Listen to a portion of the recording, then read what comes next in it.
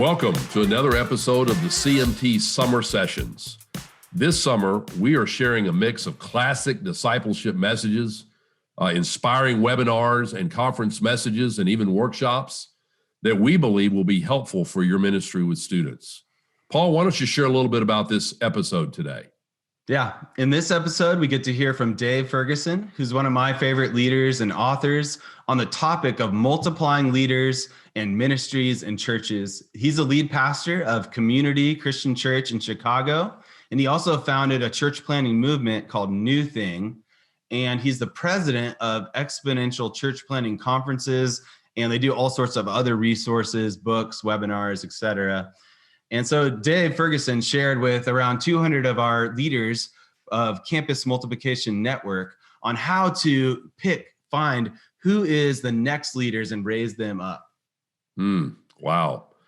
This is something near to my heart, raising up next generation leaders. And you know, at my age, Paul, my goal is that my fruit will grow on other people's trees, right? And so I pray that each of us will always be on the lookout for who is next, so that we can raise up and equip them to be those great commission leaders of this next generation. In this book that Paul and I wrote called The Fuel and the Flame, we give very practical ways to pouring into these leaders. And so we hope you enjoy this episode. So I'll tell you what, let's jump in. I'll start with a story. The story I'm going to start with was there's a guy named Millard Fuller who founded this organization called Habitat for Humanity. And he was based out of Americus, Georgia. And I planned to get a meeting with him, and I was hoping just to get like 30 minutes with him.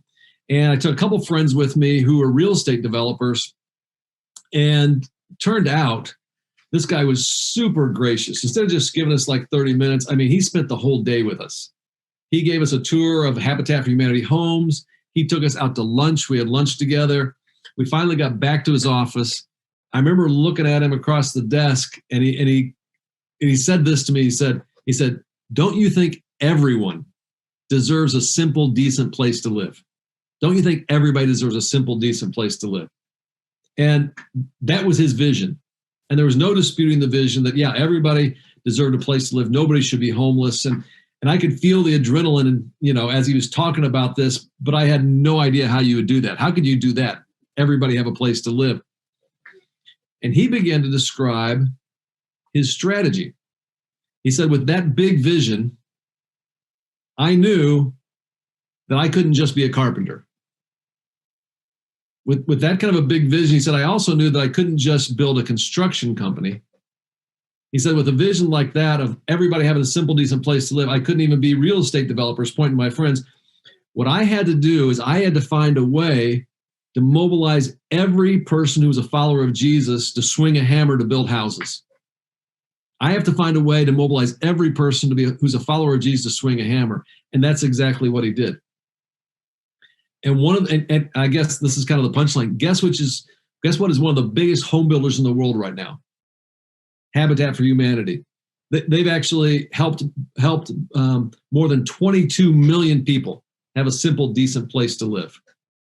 And it was kind of funny on the side. He said, and we also build the best houses. I was like, well, how's that? He said, because we use 3 times as many nails as everybody else. All right, so how did that happen? That's just one kind of case study, Habitat for Humanity. How did that happen? What was it that allowed Habitat for Humanity to become this kind of movement? And we're going to talk a lot about movement here. And I think part of it is what were certain things the leaders did and a certain mindset he had. And the first thing I want to introduce you to is I think they were determined to become what I call a level 5 organization. A level 5 organization. And then secondly, and I'll get to this in a little bit, the leaders in that organization were determined they were not going to be the heroes, but they're going to make heroes of other people. They weren't going to be the heroes, but make heroes of other people. Paul mentioned one of the organizations that I helped lead is called Exponential, and we've had the privilege of doing some research on churches across the United States. And basically, all churches fall into one of these 5 levels of church multiplication capacity. There's level 1 churches that are in decline. that are seeing less people say yes to Jesus this year and his mission than last year. There's people, the other level, that are plateaued, that are kind of saw a few increase and some decrease, stayed about the same. And if you actually do the statistics on it, about 35% are level 1, another 35% are level 2. But then if you get to level 3, which those are growing churches are starting to grow, just a little bit of an uptick. More people are saying yes to being on mission with Jesus. About the remaining 30% would fall into that category of growing churches. So 35% decline, 35% plateaued, 30% growing. That's all the churches in the U.S. But then of those, some of those churches fall into what would also be a level 4 or level 5 category. Level 4, and this is what's interesting, and we begin to study these churches, are reproducing churches.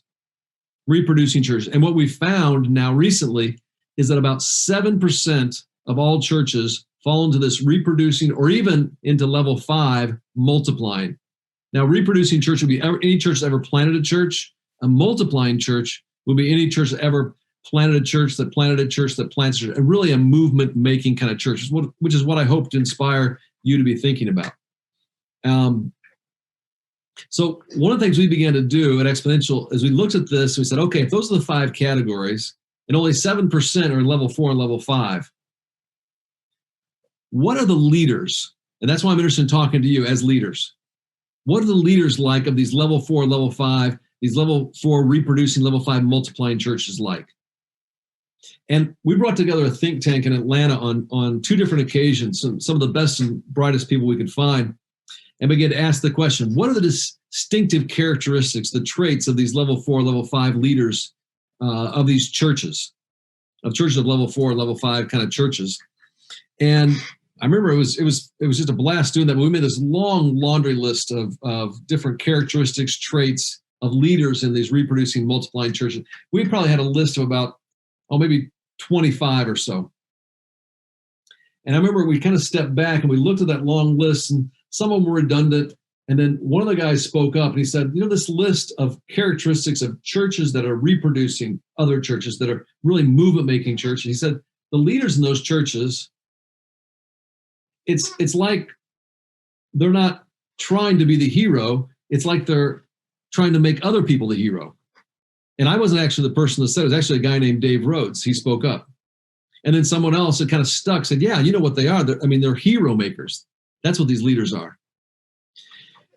Well, we took that research that came out of those, really was 4 days, 2 different sets of days in Atlanta. And then we began to look more closely at the life and leadership of Jesus. And if you think about the life and leadership of Jesus, in many ways, the lesson I learned from Millard Fuller about a big dream of a movement and then mobilizing all people was exactly what Jesus was doing. Because the last thing Jesus said before he left planet Earth in Acts 1:8, he said, okay, here's the big dream. Here's the vision. My spirit's going to come alive inside you. And my spirit comes to life inside every one of you. You're going to be my witnesses. And you know what that means, martyrios, the Greek word martyrios. You're going to actually be martyrs. You will trade your life for this cause. And when that happens, it's going to start in Jerusalem. It's going from Jerusalem to Judea to Samaria to the ends of the earth. And what Jesus was describing with that grand vision was a movement. Make no mistake about it. Whatever you're doing in a campus ministry, whatever you're doing in a local church, it is not just an outpost for you to kind of meet kind of the spiritual needs of a few people, or for someone else to kind of like delegate, oh, here, you're in charge of my students or my kids' spiritual formation. No, you are a part of a movement, And here, so that's the big dream. But then I love how he handles it at the micro level. In John 14:12, you've all read this verse before, but think about it a little differently maybe. He gathers together his leaders, his disciples, and he says to them, truly I tell you, whoever believes in me, you're going to do the work that I've been doing. And then he goes even one more and he says, no, you're going to do greater things than these. And essentially, Jesus is looking at this small group that he's brought together of leaders, and he's saying, you're going to reach more people than I will ever reach. you're going to take the gospel to more places than I ever did. He barely traveled 70 miles outside of Jerusalem. You are going to be the ones who are going to catalyze this movement of love and redemption. You're going to write the best-selling book, the Bible, not me.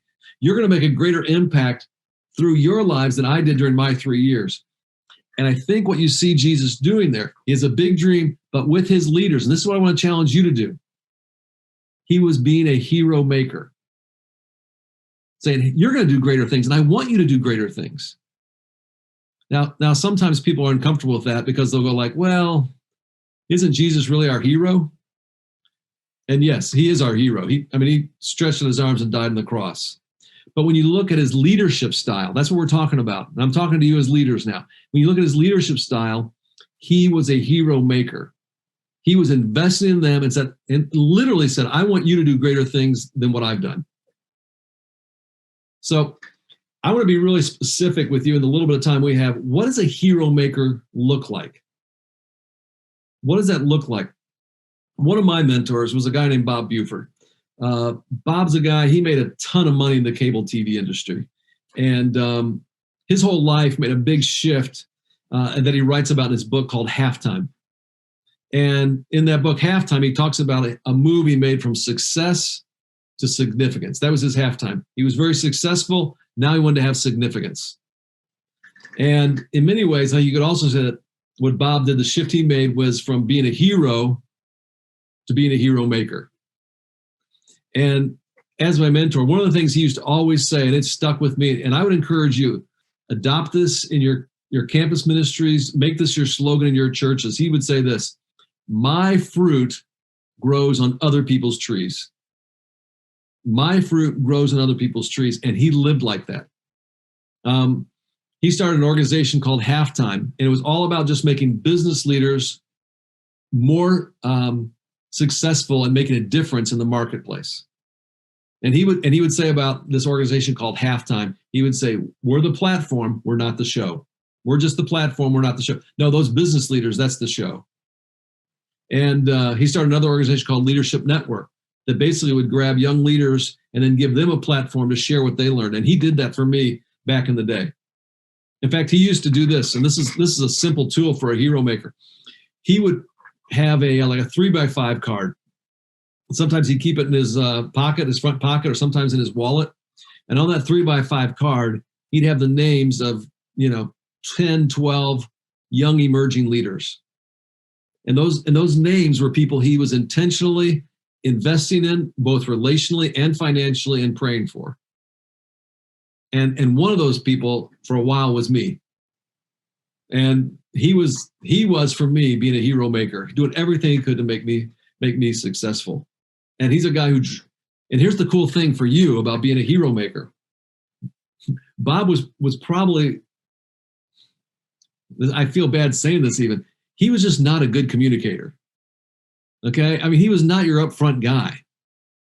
But because the whole focus was on making other people successful, his impact was phenomenal all across the country, all around the world. All right, I want you to get this hero maker thing. So that's a little bit of a hero. Here, let me give you one more hero maker. I think I have a picture of Shalane Flanagan. We got a picture of Shalane Flanagan there. Okay, that's Shalane Flanagan. I don't know if give me a thumbs up if anybody. We got anybody who are runners? Any runners in this crowd? Distance running fans? Anybody? A few there. I'm getting Clayton saying no way in the world. All right, well, hang with me. This is a good illustration. So you got a picture of Shalane there. You can take her down because I want you to see a little bit about Shalane. Here's a little bit about Shalane. Shalane won the New York City Marathon in 2017. Now, what makes that special, and I still have not met her, but I want to meet this woman. She was the first female American to win in 40 years. First female American to win in 40 years. Now, as amazing as that was, I want you to hear this. Here's an article that was in the New York Times right after she won the New York City Marathon. And listen to what this says about her. And think leadership, think hero maker. It says this, reading it right out of the Times. When Shalane Flanagan won the New York City Marathon last week, her victory was about more than just an athletic achievement. Of course, it's a remarkable one. She's the first American woman to win in 40 years, and she won it in a blistering time of 2 hours and 26 minutes.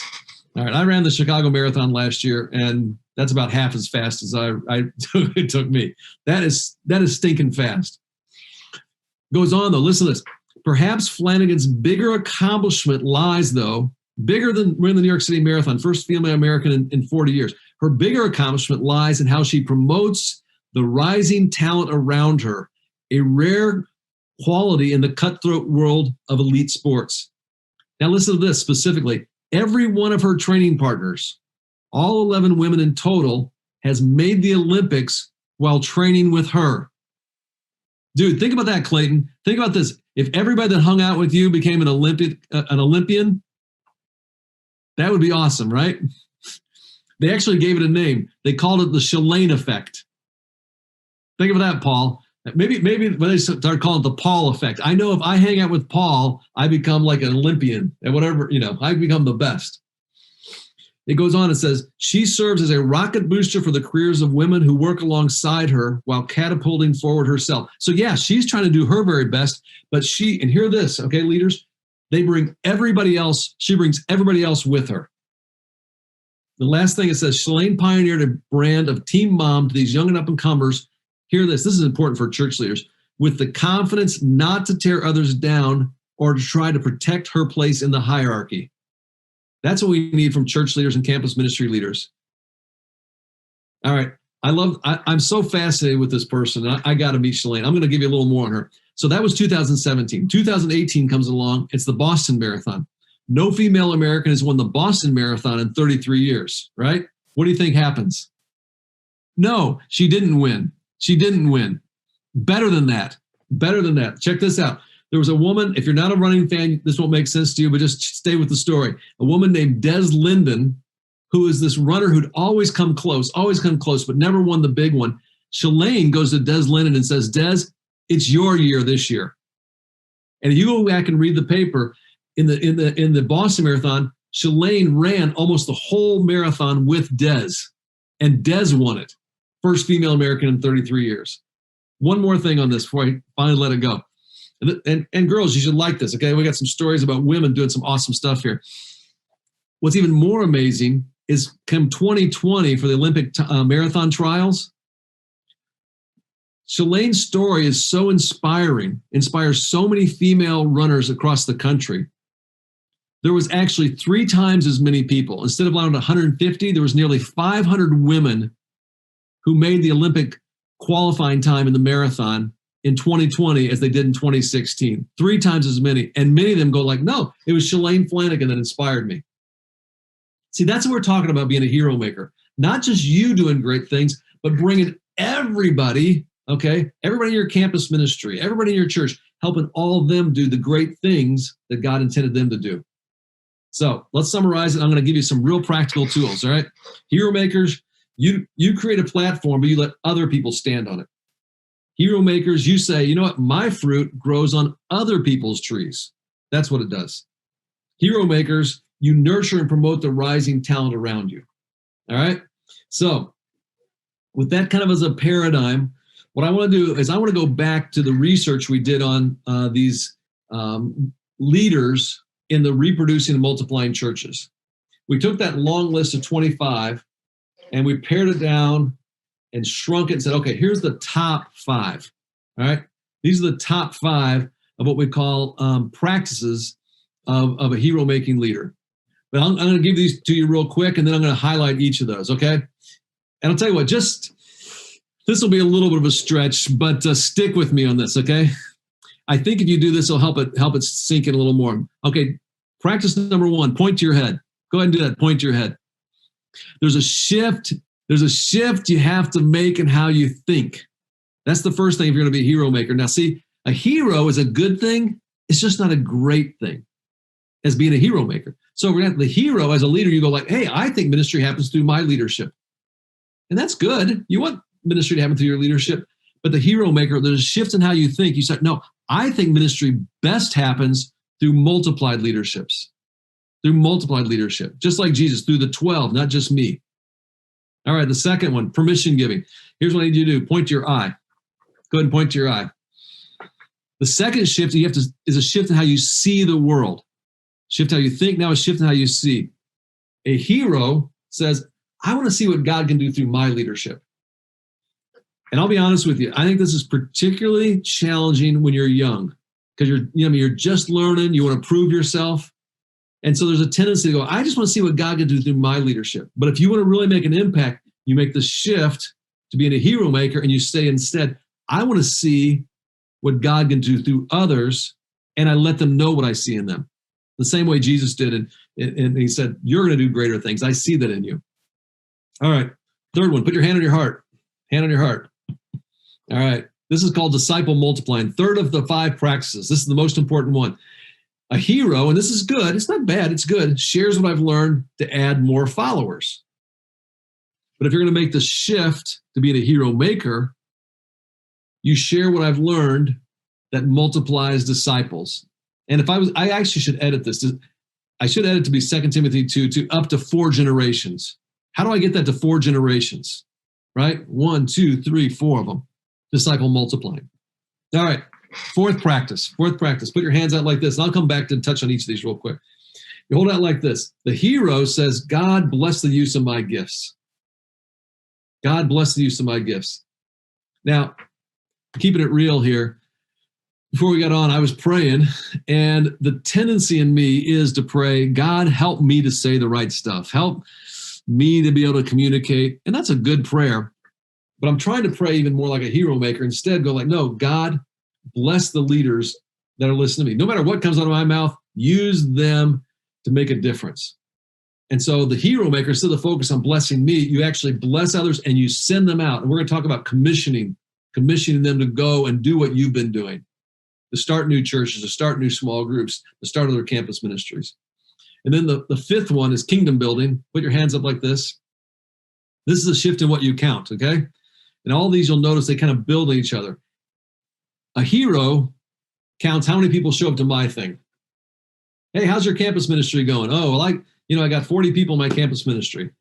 How's your student ministry going? I got 25 kids in my student ministry. How's your small group? Oh, man, we had a great night last night. We had 12. You count how many are showing up at my thing. No, but the hero maker, here's the shift.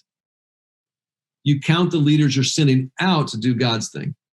Because my hunch is, you ask Paul and Clayton, do you know that they're not talking about how many people are a part of this new ministry here, or how many total church. No, it's how many new ones can we start and send out. That's the emphasis. That's hero maker kind of thinking. All right. I'm going to keep an eye on the clock here. Okay, we're doing good. I'll tell you what. So keep that in mind. You can go back to speaker view. Let me touch on each of these real quick, and I want to kind of give you some tools along the way. One of the things that'll be good for you. I'm so thrilled that you guys are going to be looking at the book, because in the book we hit each of those practices, but then we also give you a simple tool with each of those practices that you can literally use that same day. And what's great about that, it's also something you can teach to someone, and it makes it reproducible so it works for the movement. All right. So the first one, you're going to start thinking differently, okay? You're going to go ahead and put your hand on your head again. Thinking differently. Yeah, here's a shift. We're going to make this shift. The first shift in hero making is the practice of multiplication thinking, a shift in how you think. Here's the deal. Multiplication thinking is often catalyzed by a bigger vision, a greater battle, or some kind of compelling cause. And you're going to need to push yourself to get there, or you may never make the shift in multiplication thinking. For me, I'll tell you a story. I was a young leader, and I remember thinking I had a big vision, and listen to the way I say it, for my church, because I wanted my church to be 1,000 people. I thought if I had 1,000 people in my church, that would be a big deal. Like maybe I could teach well enough to get 1,000 people to show up and hear me, or I could administrate and organize enough to get 100 small groups, 10 people each, 1,000 people. That's what I wanted. So I'm in this workshop. There's a guy named Neil Cole. He's speaking. And Neil Cole says, hey, I want everybody in the room, take your current dream for your ministry or church, whatever it is. And I thought, okay, 1,000 people, that's my dream. And he said, I want you to multiply it by 1,000,000. So I'm doing the math. Okay, 1,000 times 1,000,000. Carry the zero. That's 1 billion. And then Neil said this. He said, now I want you to figure out, how do you make that dream happen? How do you make that dream happen? And it was this like cosmic kind of meltdown in my mind, because I thought maybe I could grow something to 1,000 people, but a billion people. I mean, I knew I couldn't do that. I knew that even to think about a billion, I was going to have to invest in all kinds of people, plant all kinds of churches. I was going to have to work across all kinds of denominational lines. I couldn't just stay in my little tribe. It was going to, I mean, I could not be, hear me, the hero. My church couldn't be the hero. My tribe alone couldn't be the hero. I was going to have to become this, I didn't have the language then, but really a hero maker. And what happened in that moment is all of a sudden, it was kind of like this big dream, this grander vision, this compelling cause. It pushed me to start thinking differently. Remember my Millard Fuller story? Millard Fuller said, hey, doesn't everybody deserve a simple, decent place to live? And it pushed him to a place where he goes like, now I have to figure out, how do I mobilize every person, not just me to swing a hammer, not just even a construction company, but I have to mobilize every person to swing a hammer. So one of the things if you get a napkin near you, grab a napkin. This is one of the simple tools we give you in the book. And I call it a dream napkin. And I encourage people just on the back of a napkin, keep it simple, okay? But take your current dream and maybe more, maybe we won't go 1,000,000. Just times it by 100. Multiply it by 100.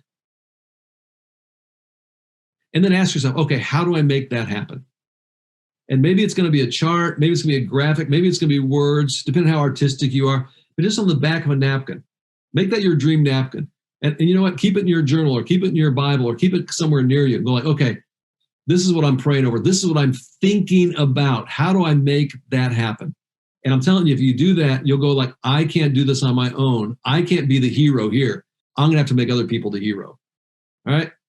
All right, second, that's the first practice, multiplication thinking. Second practice, if you want to point your eyes, now we're going to start seeing the world differently.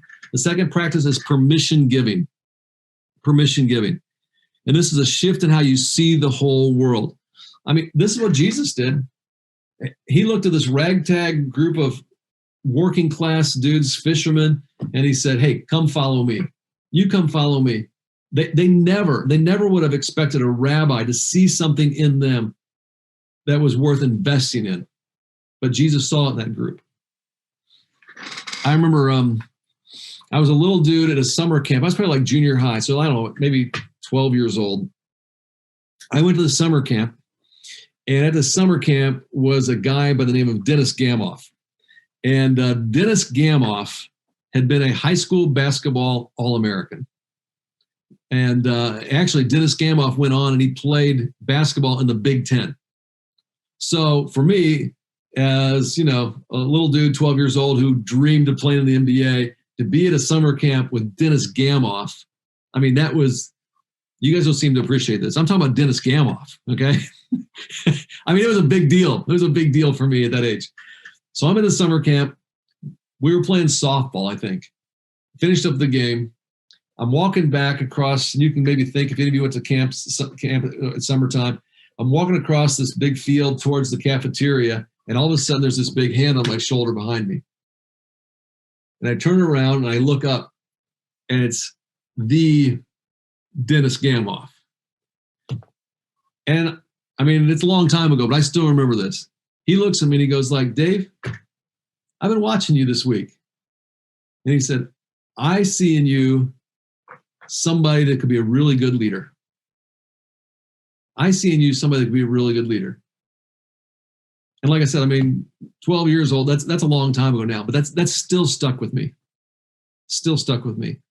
And my hunch is, I bet if we had time for, you know, however many of you are on this call, I bet we could go around every box and every one of you could probably name somebody who said out loud something they saw in you that you didn't see in yourself. And that's part of the reason you're doing what you're doing.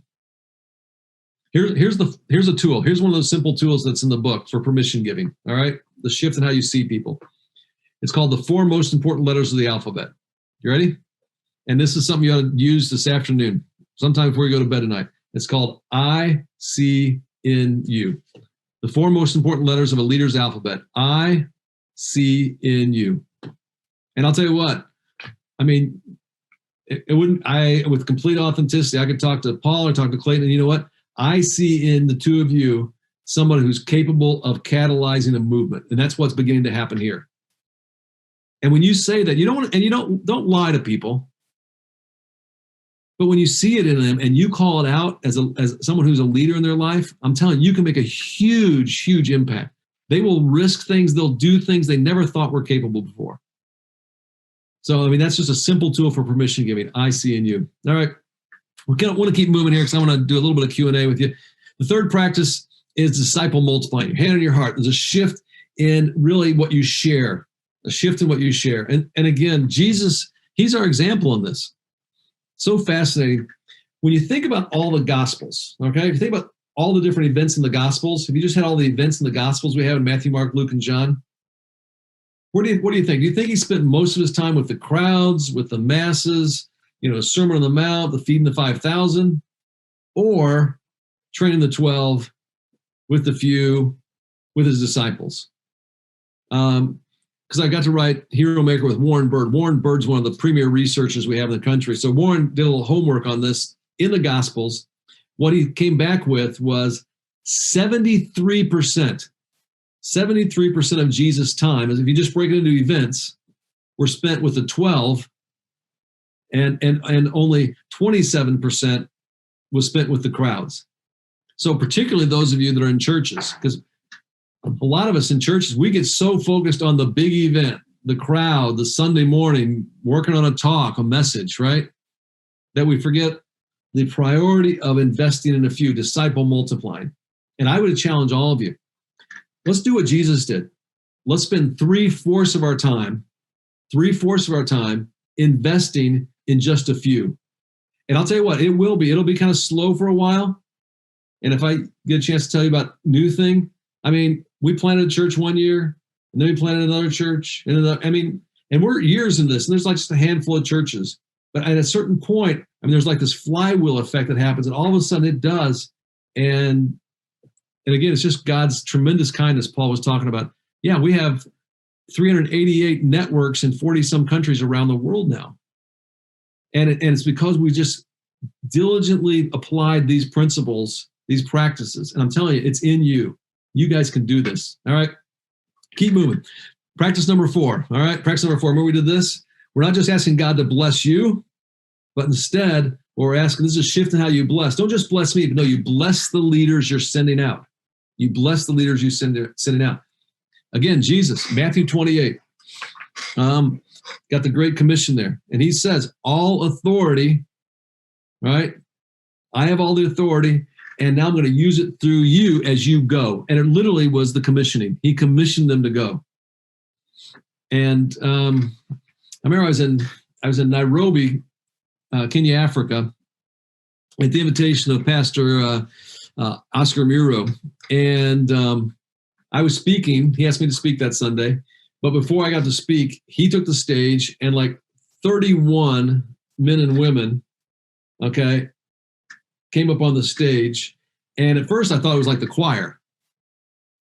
And then he goes on to explain that, no, these are 31 men and women who had gone through their Canera leadership training program. And now they were going to go out and they were all going to plant churches in Kibera, which is the largest slum there in Nairobi. So pretty cool day, right? We're going to commission 31 church planters in one day.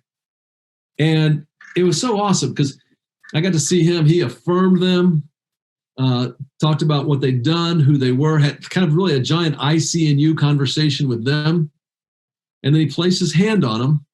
And I'll tell you what, everybody on the screen, if you would, everybody just reach your hand out like this. Because that's what he did. He said, I want everybody to reach out their hand towards the stage, these people. And he said, okay, now we're going to all pray a prayer of commissioning for them. And he prayed a prayer of commission. He said amen. And then he basically sent them out to go plant churches. And I'm telling you, whether you lead a small group Bible study or whether you lead a campus ministry or you lead a church, if you're apprenticing someone in any of those roles, when you think they're ready and they think they're ready, I'm telling you, commission them. And here's the thing, I think a lot of us, this is what Shalane Flanagan didn't screw up and what a lot of us church leaders screw up. We want them to do greater things than us.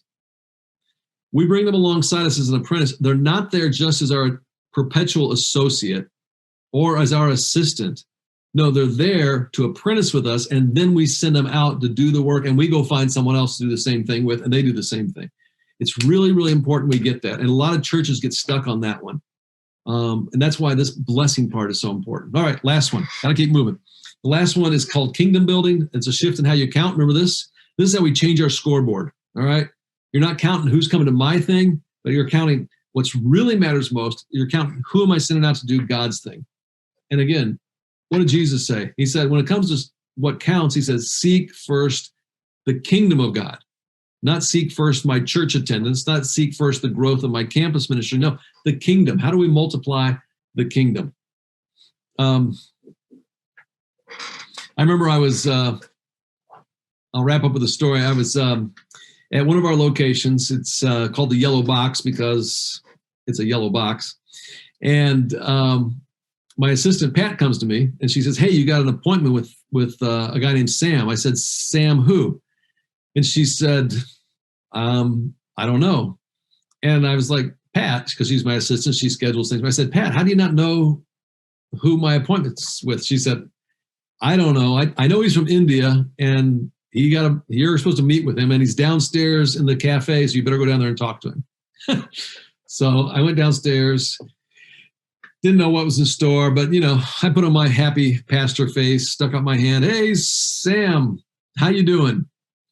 And he says, I'm doing good. And I said, I didn't know what to say. So I said, tell me your story. And so he starts telling me his story. And he said, well, my story, he said, well, way back in the 60s, my father actually started a mission in India planting churches. And through about the mid-90s, he had planted 200 churches. And I was kind of like, wow, this is awesome. I mean, I didn't know who this guy was. I'm going, this is really awesome. I'm meeting a guy, 200 churches. I said, well, what happened then? And he proceeded to tell me, he said, actually, one night I was at my mom and dad's house. My mom went to bed. My dad and I stayed up late that night talking well into the evening, well past midnight.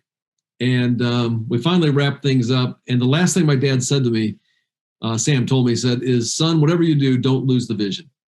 Don't lose the vision. Sam said he went home. His dad went to bed, but his dad got very sick that night. They had to rush him to the hospital. He actually went into a coma, eventually passed away. And that was the last time he ever saw his father. And his dad's parting words to him was, son, don't lose the vision. And so with that, he really felt like he was supposed to take over this ministry. So Sam took over this ministry that they had of church planting, but he began to do things just a little bit different. He said, we tweaked things just a little bit. He said, the one thing I did is that I insisted that every one of our church planters not only would lead their church, but they would also bring alongside them every year someone else that they would train in how to plant a church. And then at the end of that year, they would release that person to go start a new church. And then you do the same thing the next year. So every year you lead a church, or in your case, lead a campus ministry, but you bring someone alongside you, and then you release them to go do that. And I was like, wow, this is fascinating. I said, so how's it going now? And Sam just casually replies, he says, well, it's gone pretty good. He said, right now we've planted about 70,000 churches. I'm serious. I was just like blown away. I mean, I was like glad I was sitting down. But then he adds, he says, oh, but we're praying for 100,000 churches to reach 5 million people. Now, here's what's really cool. What I later found out, and I didn't know at the time, and I'm still not sure exactly how I got that appointment, but it was Sam Stevens. He's now the president of the India Gospel League. And I was with him last summer, and he told me, hey, I want to update you, Dave. We have planted our 100,000th church. And I'll tell you, Sam may not use the exact same kind of language, but if you want to know how did Sam do it, again, Sam is not the guy you want on your platform giving your closing address at some big conference. He's a average communicator, good guy, but I'm telling you, he loves Jesus, and he also has decided he is not going to be the hero. He's going to make heroes of other people. And what he has done, here's what he has done. He has multiplication thinking. He's not afraid of dreaming big. He also is permission giving. He's telling all of his church planners, I give you permission. You go do this stuff. I see it in you. He's telling them to do disciple multiplying, apprenticing. He's asking them to commission every year. You bring someone alongside you and you commission, you send them out every year. We're going to do that every year. And if you asked him, how's it going? He doesn't tell how many people are showing up at his church. Probably the church he leads is probably a couple hundred. But instead what he says is, no, here's how many leaders I'm sending out to do God's thing. And part of the reason I was just super grateful to get the chance to talk to you at, Paul and Clayton's request is, I'm telling you, you were created for movement. What you're doing was created for movement. And you have, because you got the Holy Spirit, the Spirit of Jesus, and you have everything you need to do it. And the one thing I would encourage you is this: just don't try to be the hero. Don't be the focal point. Make heroes of other people. Make heroes of other people. All right. Wow. Amen. Amen. Let's give him an applause. Amen in the chat. Man, thank you so much, Dave. That's so encouraging, so motivating. I'm so grateful for it. So we have a bunch of questions. So we're gonna spend a few more minutes and just jump right into those. The first one is, what are when looking for someone to pour into, to mentor, what are some things that you're looking for, someone to create, to make into a hero? What are some things you look for? Because you can't do it with everybody.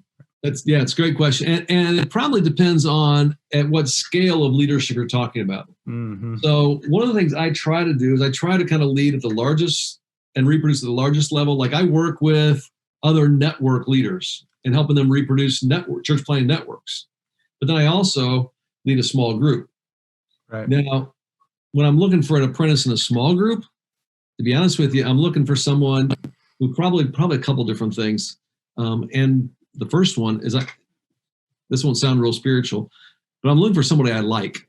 Yeah. Because you're going to spend time with them, and I want to be friends with them. So I'm looking for somebody I like. And small groups, you're basically shepherding, probably, anywhere from 8 to 20 folks. And so it's not a massive responsibility. Lots of people can do it with lots of different gifts. So I'm looking for somebody I like.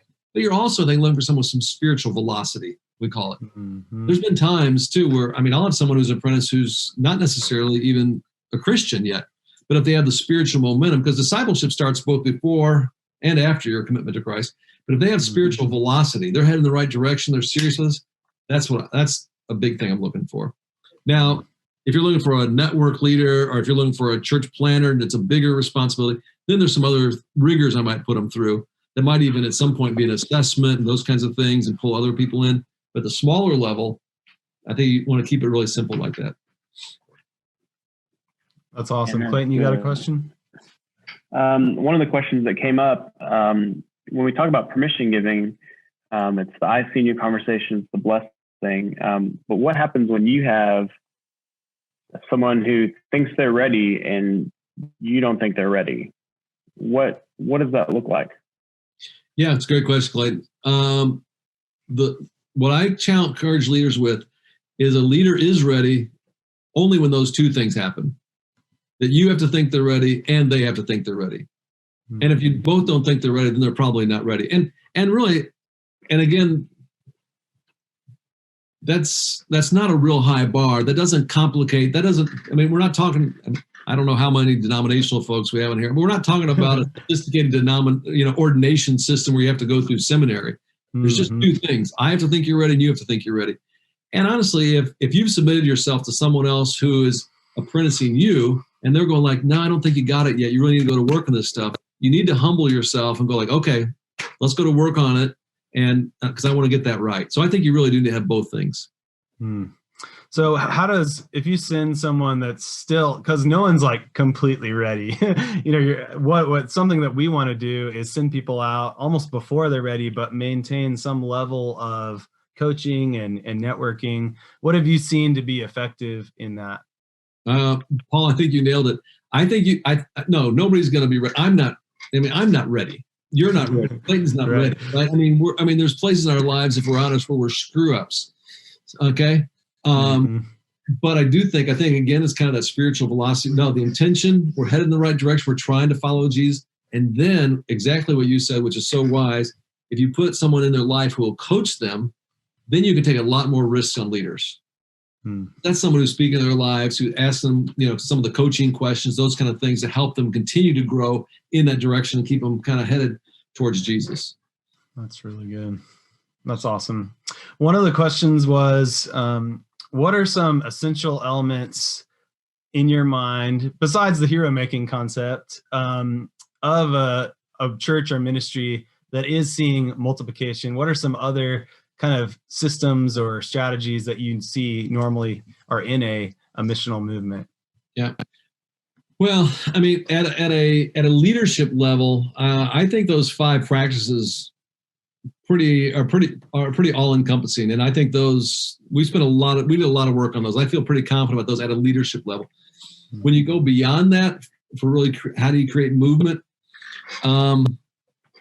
If you're thinking about, again, organizationally, not just at a leadership, organizationally, in your campus ministry, in your church, I would say, here's the simple equation. You need to mobilize people, and you need to multiply either your campus ministry or your church.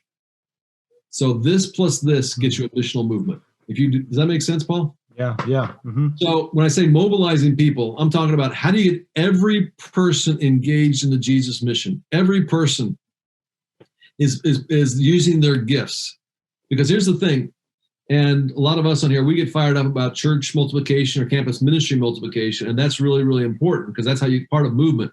But if you're doing that, and there was a point in time at our church, a community, where we were doing great at this, but not so great at the mobilizing part, and it kind of hit me that if I'm only mobilizing like 30% of my people, and I'm continuing to multiply that, that's not nearly as effective as if I even lessen the multiplication, I get to 100% of the people. Right. So in your campus ministries and also in your churches, you want to focus on both those things. How do we mobilize every person for mission? And then also, how do we then continue to multiply churches that have 100% mobilization? We got a book coming out in January on finally, after about 8 years of doing it, on the blessed practices. And I don't know if any of you are familiar with the blessed practices, but they're simple practices. Begin with prayer, listen, eat, serve, storytelling, great stuff. It's a simple way to mobilize your people for mission. And you can be looking for that. I think it actually becomes available sometime in November, but then releases kind of publicly in January. Clayton, you got it? You got a question? Yes, actually. So what are some things that ministries or churches do that unintentionally hinder the multiplication, that unintentionally hinder the movement? Well, you can almost go through these practices, and I think leaders can be a stopgap. So let's just we'll quickly do the reverse, and maybe it'll spark some things. Mm-hmm. If the leader doesn't have a big dream, right, they're never going to adopt multiplication thinking, because they'll think, I can do this. I can grow, like I was talking about, my church to 1,000 people. I don't need anybody else. And I think that can stop it. Permission giving. I'll give a quick example. I won't go through all 5 of them, but last night I was, we're doing something different in community. We're getting ready to launch for the first time what we're calling some micro expressions, some micro sites out of community, and we're calling them 3C communities. And it was so awesome. 3 are going to be in Spanish, 2 are in English, 1's going to be in Mexico City. But what was cool is I basically got on at the beginning, just kind of thank everybody, tell them a little about our church story. But I didn't recognize anybody. And it just hit me all over again. Like, there are tons of people just sitting in our churches or in our campus ministries who are just waiting for permission to do big things for God. Mm. And if we don't have those I see in you conversations, we don't give them permission, right? Then that stops the movement. So, I mean, you can go through each of those practices and kind of do the reverse and go like, oh, that's how we actually stop movement from happening. Is it one of the questions here from the audience here is the group. How do you balance aggressively pursuing organizational multiplication and avoiding the haste makes waste? Is it possible to multiply too fast and kind of leave the existing ministry? Have you ever seen that happen? Or I think it's a fair, not often. Okay. Usually the others by far the problem. But there are times, too, where I have seen it where someone has been too aggressive in their multiplication, and basically it's kind of, like a mother giving birth. It's kind of like it does take a toll. Leadership development's hard work, church multiplication's hard work, and when you give birth, you want that to live a full life, and you want the existing one to live a full life. And I have seen times where they were too aggressive, and you've seen things die just because, almost like, I think you could say, multiplication became an idol for them, and it became kind of, that was the thing they were counting more than the kingdom. And so, probably, candidly, types like me and you guys, we have to kind of be that. Some of us that are so focused, we can kind of, we got this figured out. Nobody else is. What should a leader, if you're part of a bigger church and you're leading a collegiate ministry and you have this vision of multiplication, but some of the other leaders or even some of the students, you're not getting a lot of buy-in, but you're kind of in this middle zone. What are some ways that you can influence others towards this vision of multiplication? Yeah, one of the great things about this is different than some other kinds of changes, like your example in a larger church, different than kind of other changes you might like to see in a larger church. You can't come in and go like, okay, I'm changing the worship style. You can't come in and say, I'm redoing the whole building. But almost everybody will be like, no, disciple multiplying, leadership development, that's a good thing. So in your silo of college ministry, you're not going to get resistance on developing leaders and multiplying disciples. You will not get that. And so the key then is, how do you create a culture within your ministry silo? In chapter 12 of Hero Maker, we spend a whole chapter on developing a culture of hero making. And we actually talk about, there's 3 different rings that describe, here's what a culture looks like, and then the 7 steps to actually doing it. I would encourage you to take a look at that chapter in chapter 7. We've used that over and over again. And the last thought I'd leave you with is this then. Don't forget, as the leader, you are the primary culture creator. Wow. So if you want other people to be doing those 5 practices we just talked about, you have to do them.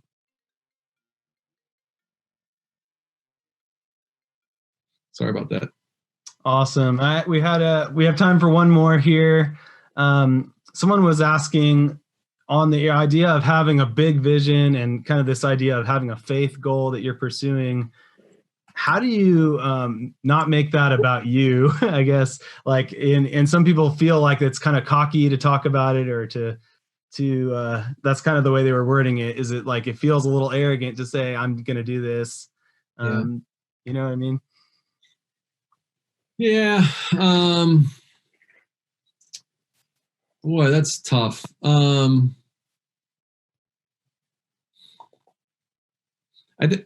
think you probably need the wise counsel of other people. And if God's given you an apostolic kind of gifting, and it is, it's just in certain people. And like Paul and Clayton, no matter what you're going to do, you're going to just kind of see over the hill.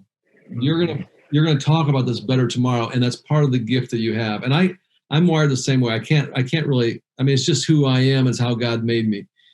And I think with every gift like that, there can be a shadow side. And so I think first of all, if that's a gift you have to embrace it and use it. But on the other hand, I think you also have to probably be accountable to other people and make sure there's not arrogance. And probably, truthfully, for people with an apostolic gift, there probably is more of an opportunity for kind of being arrogant, being prideful, thinking you got it figured out, because you do tend to attract other people. And so it's a very powerful gift, and then you ought to use it, but also, I think but steward it well and make sure you're not abusing it. That's really good. Great. Really good. Man, thank you so much. Anything else, Clayton? Any other questions you have? Well, Dave, you talked about, just kind of give you a chance to talk a little. You talked about apprentice, you talked about small groups, you talked about blessed, and there's a place that you guys have produced for New Thing and community. Some of those resources that are available. Do you want to kind of give hey, these are some other places you can find some of these things that we've talked about? Yeah. I'll tell you what. I'll just put it in the chat right there. I'll give you a couple different things. There we go. We have used your stuff has been really good for us off the New Thing website. Good. So, I mean, Exponential and New Thing are a couple of organizations that I help lead. So they have a lot of resources there. I mentioned at the top, though, if any of you do decide you want to use the Hero Maker book to train your leaders, there's my email right there. If you shoot me an email, daveferguson@newthing.org, I'll send you those videos. It's like 5-10 minute videos that kind of introduce each of the practices, plus a discussion guide. And it'll spice up your training and make it a little more, multimedia, more interesting. But I'm glad to send that to you for free if you'll use it. So if you shoot me an email, I'll do that. And then daveferguson.org, it's getting changed because I've got a new book coming out, but it's got a lot of the books and resources and stuff there too. Awesome. Well, Dave, could you close us and pray for us and just pray over our ministry here and our movement that we pray that it will become a movement. So yeah. Oh, glad to do it. Father, I want to say thanks. I want to say thanks for each of the leaders that are here. I want to say thanks for the gifts that you put in them. I want to say thanks for the dream that they together have 1,000 brand new campus ministries and brand new churches. Lord, I ask that you help them to see that, help them to know that it pleases you, help them to realize that it's simple things like what we're talking about here that we saw Jesus do, and that's how we get to movement. Lord, help us to be faithful in this task, and help us to always, once they get to 1,000 and then 10,000 and then 20,000, Lord, help every one of them to humbly kind of acknowledge you, go like, yeah, I don't know how God pulled that off with us, but it's awesome, and we're grateful, and we give him all the credit. And that's our prayer in Jesus' name. Yeah. Amen. Thank you for tuning into Campus Ministry Today's Summer Sessions. If you enjoyed this episode, please consider subscribing to the podcast. And make sure to check out Season 1 of the CMT podcast, where Chad and Paul interviewed seasoned campus ministers from across the country on best practices in evangelism, disciple making, and mission mobilization. Be on the lookout for Season 2 coming this fall.